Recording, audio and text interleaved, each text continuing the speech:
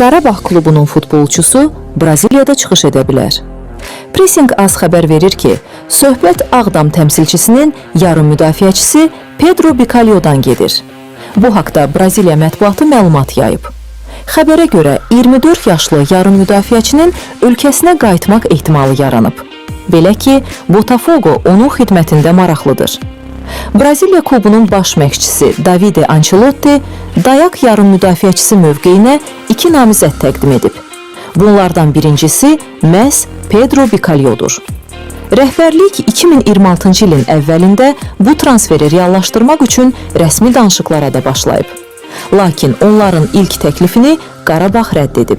Çünki Braziliyalılar oyunçunu sonradan bir dəfəlik transfer etmək şərti ilə icarəyə götürmək istəyib. Qarabağ isə yalnız bir dəfəlik transferə razı ola biləcəyini qarşı tərəfə çatdırıb.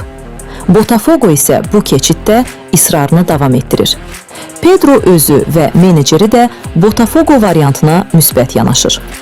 Qeyd edək ki, Pedro Bicalho'nun Qarabağla müqavilə müddəti 2028 ilin yayına qədərdir.